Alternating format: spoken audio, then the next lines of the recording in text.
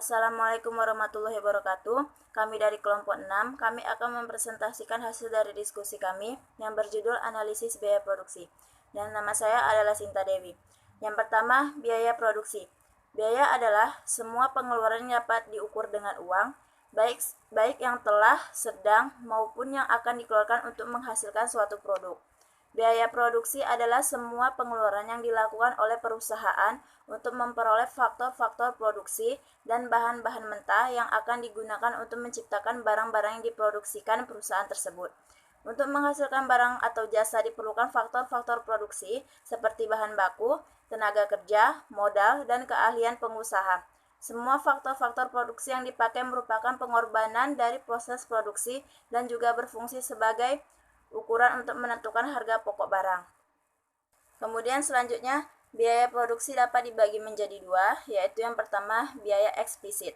Biaya eksplisit ialah biaya yang nyata-nyata dikeluarkan dalam memperoleh faktor produksi atau nilai dan semua input yang dibeli untuk produksi. Kemudian pembayarannya berupa uang untuk mendapatkan faktor-faktor produksi dan bahan mentah yang dibutuhkan perusahaan. Contohnya biaya tenaga kerja, sewa gedung, dan lain-lain. Kemudian yang selanjutnya adalah biaya implisit. Biaya implisit disebut juga input cost atau ongkos tersembunyi. Ialah taksiran biaya atas faktor produksi yang dimiliki sendiri oleh perusahaan dan ikut digunakan dalam proses produksi yang dimiliki oleh perusahaan. Contoh, penggunaan gedung milik perusahaan sendiri. Menurut Gesper, tahun 1999, 278 menjelaskan bahwa biaya produksi bisa mencapai 70% sampai 90% dari nilai penjualan. Kondisi objektif biaya tersebut mengharuskan manajemen untuk menguranginya melalui efisiensi agar perusahaan mampu menciptakan harga pokok produksi atau cost of goods manufacture yang kompetitif. Baiklah, di sini saya akan melanjutkan presentasi dari teman saya. Selanjutnya yaitu beban. Beban atau expenses ialah pengorbanan untuk memperoleh pendapatan. Yang dimaksud beban ialah beban harga pokok penjualan, beban pemasaran, beban administrasi, beban bunga, dan beban pajak.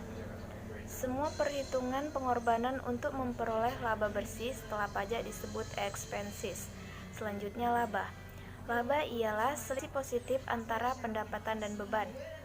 Berdasarkan analisis periode, produksinya biaya produksi dibagi atas dua bagian, yaitu biaya produksi jangka pendek, jangka waktu di mana sebagian faktor produksi dapat berubah dan sebagian lagi tidak dapat berubah. Yang kedua yaitu biaya produksi jangka panjang, jangka waktu di mana semua faktor produksi yang ada dapat mengalami perubahan. Selanjutnya yaitu biaya produksi jangka pendek. Ada dua cara untuk memperoleh keuntungan maksimum. Yang pertama, dengan cara memproduksikan barang di mana perbedaan antara hasil penjualan total dengan ongkos total adalah yang paling maksimum. Yang kedua, yaitu dengan memproduksikan barang pada tingkat di mana hasil penjualan marginal sama dengan ongkos marginal. Selanjutnya yaitu biaya produksi jangka panjang. Dalam biaya produksi jangka panjang tidak lagi perlu dibedakan antara biaya tetap dan biaya variabel, karena perusahaan dapat menambah semua faktor produksi atau input yang akan digunakannya, atau tidak ada biaya tetap.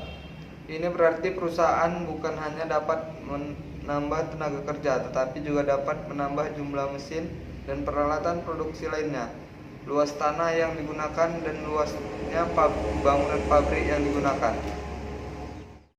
Kemudian saya akan melanjutkan presentasi dari Saudara Febri, yaitu analisis biaya volume laba. Analisis biaya volume laba ialah teknik mempelajari hubungan antara biaya pendapatan dan laba, di mana total pendapatan sama dengan total laba. Teknik yang demikian itu lazim disebut titik impas atau breakpoint. Terdapat tiga jenis titik impas, yaitu yang pertama produk tunggal atau single produk, kedua produk jamak atau multiproduk, ketiga BEP dengan EPS atau earning per share. Break even point atau BEP dapat dihitung dengan menggunakan dua metode, yaitu pendekatan persamaan, dan margin kontribusi. Kedua metode tersebut memberikan hasil yang sama. Kemudian itulah hasil dari presentasi kami. Kurang dan lebih mohon maaf. Wassalamualaikum warahmatullahi wabarakatuh.